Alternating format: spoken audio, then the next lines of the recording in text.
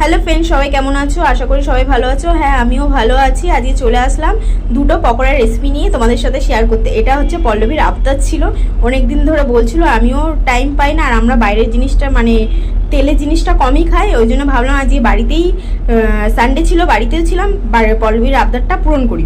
এবার সকাল সকাল বাজারে চলে গেছিলাম, বাজার থেকে গিয়ে বোনলেস চিকেন নিয়ে এসেছিলাম।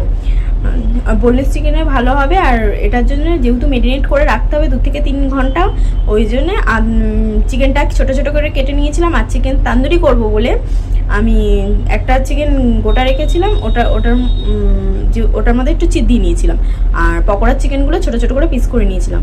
আর আদা, রসুন, পেঁয়াজ, লঙ্কা, গোলমরিচ, জিরে পেস্ট করে নিয়েছিলাম।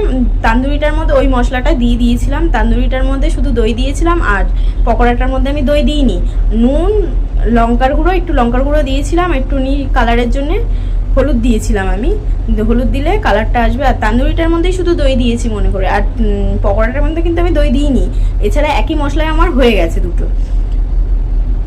আর মাস্ট হচ্ছে তোমার তো আমি বলতেই ভুলে গেছিলাম, লেবুটা দিতেই হবে, লেবু বা ভিনিগার। আমার কাছে ভিনিগার ছিল না বলে আমি লেবু দিয়েছিলাম, একটু হলুদ দিয়ে নিয়েছিলাম। আর যেহেতু তান্দুরির মধ্যে তেলটা দিতেই হবে বলে তেল দিয়ে মাখিয়ে রেখেছিলাম 2-3 ঘন্টার জন্য।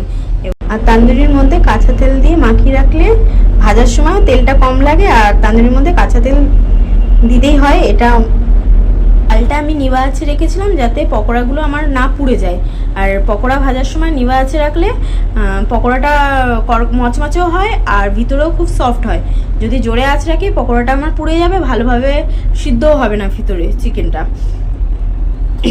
আর এখন যা গরম পড়েছিল, এদিকে তান্দুরির পকোড়াটা আমার প্রায় ভাজা ভাজা হয়ে গেছে, আর তান্দুরির মশলাটা আমার একবার করে চিকেনটার গায়ে ভালোভাবে মাখিয়ে নিয়েছি। পকোড়াটা যখন আমার ভাজা হয়ে গেল, ওই তেলেই আমি তান্দুরিটা করব।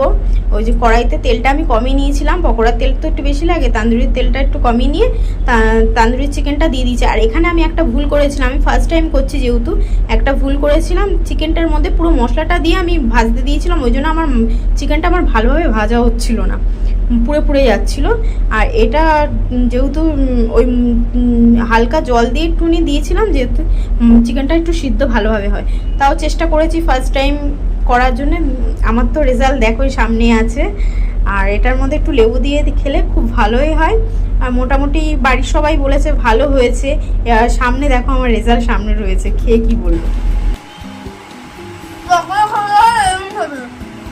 টেস্টি পকোড়া তো পল্লবীর খুব পছন্দ হয়েছে, বাড়ির সবার পছন্দ হয়েছে। তোমাদের যদি ভালো লেগে থাকে আমাকে লাইক, কমেন্ট, শেয়ার করে পাশে থেকো। আর পরের নেক্সট ভিডিও দেখাচ্ছে। Tata, bye bye. ইয়াম্মি